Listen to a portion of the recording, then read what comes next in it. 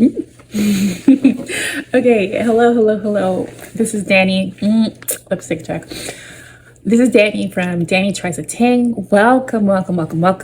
If you're new here, thanks for joining. And if you're returning, hi, I'm so glad you're back. Thank you. So today's video is going to be a little bit different. We're going to talk about what it's like being a homeowner in Toronto that's in their mid-30s. Ain't going to my age. The girls in their 30s? But the later side of the mid-30s. I just wanted to talk about the ways in which the stars literally had to align. I feel like, especially as a Black person and my partner's POC as well, the way the stars had to align in order for this to happen, okay? So first, quick background. So my parents are from Jamaica. We grew up in Montreal, and I feel like from a young age, I knew that I was going to aspire towards home ownership because I felt like I was yearning for that sense of safety, that sense of security. And then I think in my older age, I was interested in the ideas surrounding creation of generational wealth. Why am I looking there? I should be looking. The creation of generational wealth.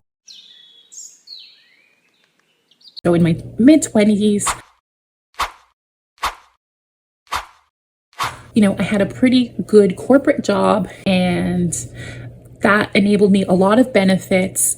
It also provided access to a really nice pension. But while I was working that job, with my partner at the time, we purchased a condo pre-construction. When the relationship dissolved, I got a portion of that. Okay, so a portion of that money was what we used for our down payment here.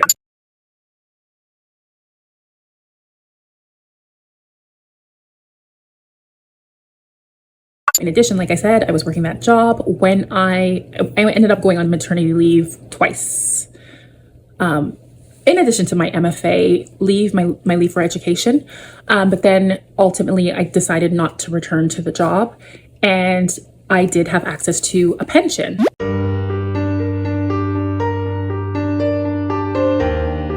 Listen, I totally understand, here in Canada, there's a push to invest in your RSPs, especially from a young age, because that money can compound. And ultimately, when you look at the reality of funding for the elderly, if they're to rely strictly on the pension that's offered through the federal government, it's not enough to sustain, a certain lifestyle. So I understand why there's a push to invest in your RSPs, to keep your money in your pension. I get it. That said, we're talking about the future. I'm talking also about the now, and how am I living right now? How am I going to be able to afford a home in Toronto right now? So for me, it made sense to cash out a portion of my pension.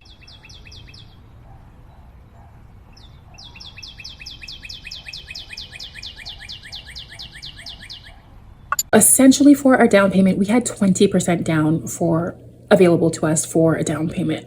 Okay, I don't take that lightly. I really recognize the privilege in that, and I thought that was going to be good. If you put over 20% down, you don't have to get the CMHC insurance.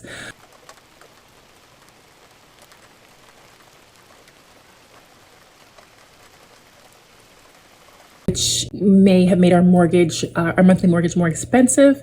That said, the houses in Toronto are so freaking expensive. They're so expensive.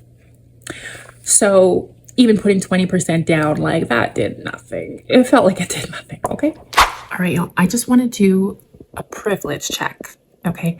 Because I don't want to gloss over the amount that was required for the down payment.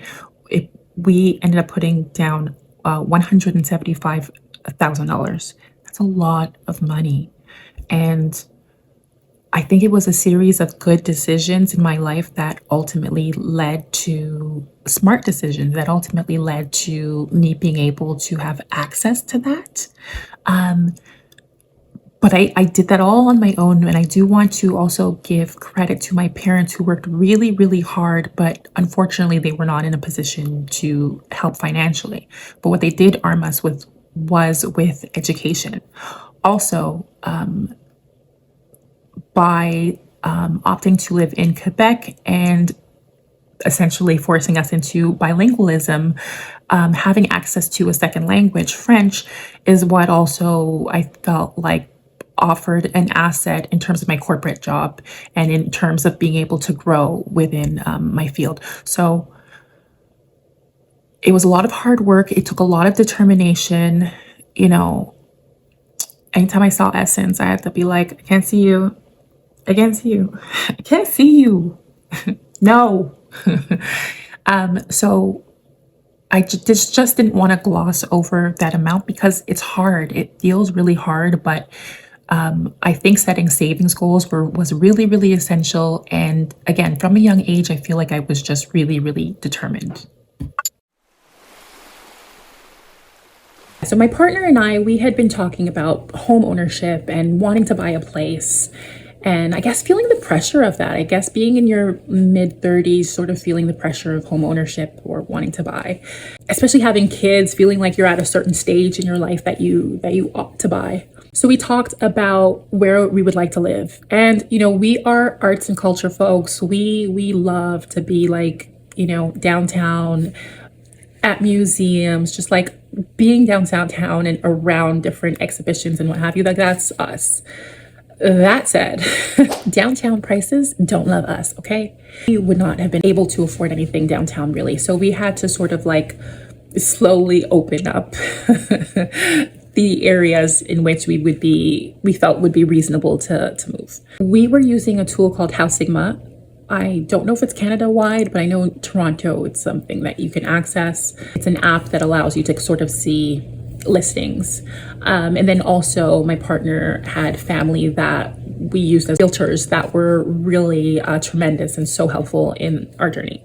Also, my sister, oh my gosh, she had a lot of patience for us and our questions. So she's a mortgage broker and she helped us do our pre-approval. So the pre-approval is what you do to get an idea of how much you can actually afford. How much house can you actually afford? You give all your finances over, all your information, all your credit history. There's just so much documentation that's required in order to get your pre-approval. Although I had a significant down payment, and my partner and I both are debt-free, completely debt-free. We both have really good credit scores. We still required what's called a cosigner. So a cosigner is actually, it happens really, really frequently in Toronto. Usually people use their parents as a cosigner. Essentially, based on your salary, you might not qualify for as the type of house that you want or as much house as you want, especially when you consider how astronomically high the prices of houses in Toronto are, even condos, like I'm talking everything, homes. So what people usually do is they get a cosigner, and so that way when they're going for pre-approval, they're looking at the income of all the applicants. So the applicant, including the cosigner, and that gives the lender some sort of a surety that ultimately, if you were to default on the mortgage, these are the people that are responsible. So not just you, but there's somebody else who has the income who would be also held responsible.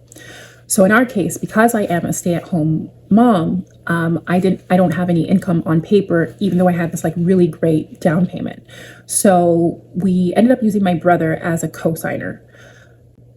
I'm so grateful to him. Literally everyone played a role in this.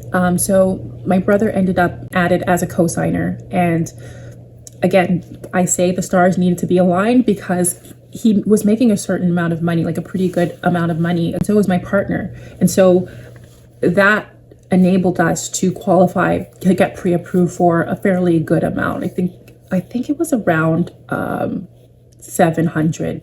It was like in the 700s 700K that we got pre-approved for. I'm trying to give you guys the information without being too specific. So once we had our pre-approval, we started looking on House Sigma, looking, having our realtor send us listings and what have you, and started to visit places. And you know, it's such an emotional process. Like at first I feel like I was just so excited to buy a home and so eager to just figure it out that I feel like there were a lot of homes that I was like, oh yeah, this could be great.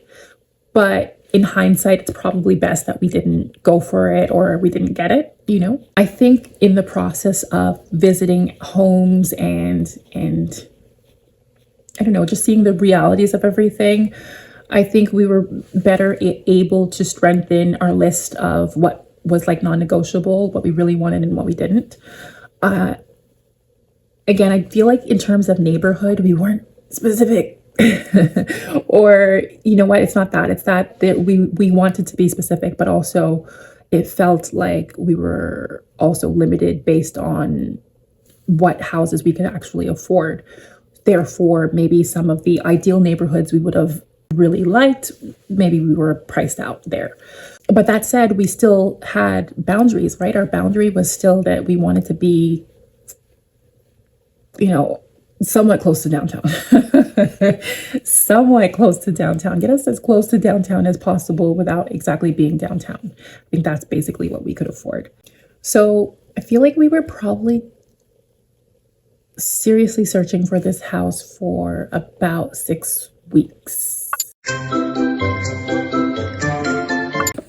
Okay, y'all, I'm gonna have to couch this under part 1 because otherwise this video is gonna be really long and there's still so much more to say. So there will be a part 2 where I'll tell you more because there's more. If you are a young person who is like striving for home ownership, or maybe you're like just somebody who has already been there, done that, please tell me more about your experience in home ownership because this has been a lot. I didn't even get to all the juicy parts, but this has been a lot. Yeah, like, comment, share your thoughts down here because I do really want to pick your brain, and I just feel like there should be more information sharing about the real deal in home ownership. So leave your comments below. I respond. I really try to respond to everything. If you don't already, like and subscribe, and then part 2 is coming up. Okay, I promise it's coming up and you'll get more of the juice. Okay, all right, thank you for being here. I really appreciate you. How did Blue do it? Blue did, I don't know, she did some heart thing. All right, bye guys.